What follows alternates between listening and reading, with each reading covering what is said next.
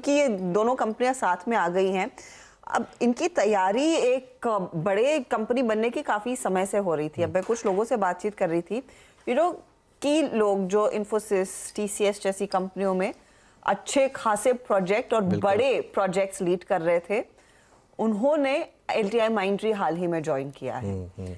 तो ये नॉर्मली आपको ऐसे दिखाई नहीं देता, लेकिन एलटीआई माइंडट्री का प्लान, जो जब साथ में दोनों कंपनी आई थी, उनका प्लान यही था कि हम बड़े ऑर्डर्स चेज करेंगे, हम भी उस बिग लीग में जाना चाहते हैं, और उसके लिए ग्राउंड वर्क पहले इन लोगों ने काफी अच्छी तरीके से कर लिया है। So it's just a matter of time कि ये बड़े बड़े ऑर्डर्स अब हमें सुनाई देंगे, या फिर वो आ भी गए होंगे, अब तक हमारी जानकारी में नहीं है, लेकिन उसके लिए ग्राउंड वर्क और उसके लिए वो एम्प्लॉय स्ट्रेंथ जो है आईटी कंपनियों के पास, उसकी तैयारी काफी सॉलिड तरीके से कर दी है और काफी अच्छा कंपटीशन है। एब्सोल्युटली। और इनफैक्ट मैं आपको एक चीज बोलूंगा, अब आपने जैसे बोला कि अब एक्चुअली टेक्निकली ये ऑलरेडी बड़ी कंपनी है, क्योंकि अगर आप देखें टेक महिंद्रा का मार्केट कैप है 1,10,000 करोड़, एलटीआई माइंडट्री का मार्केट कैप ऑलरेडी हो गया 1,44,000 करोड़।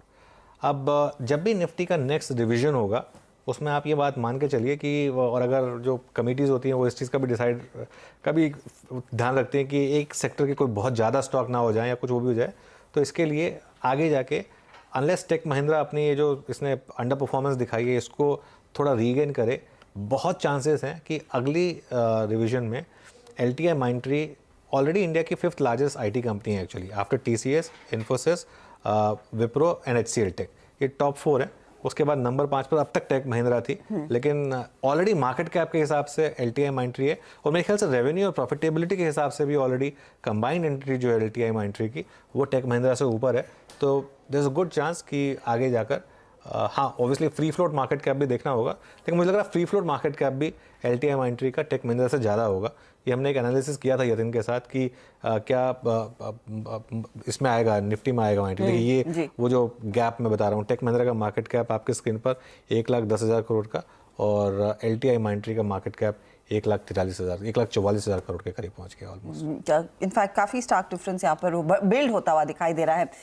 इस पर वेरी क्विकली एक पर्सपेक्टिव अमित, अगर आप भी डालना चाहे तो 4860 के लेवल्स आज के दिन, और जहां पर हम लार्जली बड़ी आईटी कंपनियों की बात कर रहे थे पिछले हफ्ते तक, वो चर्चा फिर इन्फोसिस, टीसीएस तक रुक जाती है। एलटीआई माइंडट्री पर ट्रेड इस समय अगर कोई पहले नहीं ले पाया, अभी लिया जा सकता है या फिर it's to late?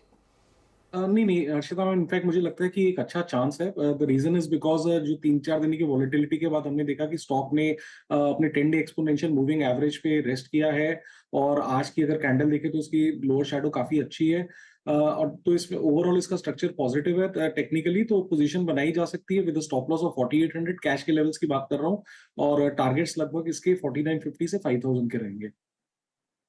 Okay, in fact आशीष महेश्वरी भी जुड़ गए हमारे साथ। Ashish ji, good afternoon. आपका क्या व्यू होगा एलटीआई माइंडट्री पर? अब इस समय 5th लार्जेस्ट आईटी कंपनी में अब ये टेक महिंद्रा को ऑब्वियसली रिप्लेस कर चुकी है। जी बिल्कुल, इस मर्जर के बाद में इनफैक्ट 5th लार्जेस्ट कंपनी बन भी गई है, और मुझे अभी भी स्टॉक में पोटेंशियल नजर आता है, क्योंकि फंडामेंटली जो एलटीआई और माइंडट्री दोनों के जो बिजनेसेस हैं, दोनों एक दूसरे को बड़ा कॉम्प्लीमेंट करते हैं। और जो टेक महिंद्रा का इशू ये है कि ज्यादा 5G या टेलीकॉम रिलेटेड बिजनेसेस में एक्टिव है। ये कंपनी के पास में बहुत सारे जो गवर्नमेंट और स्मार्ट सिटी के प्रोजेक्ट्स या बीएफएसआई सेक्टर, उसके पास काफी बड़ा बुके है अपनी प्रोडक्ट्स और सर्विसेज का।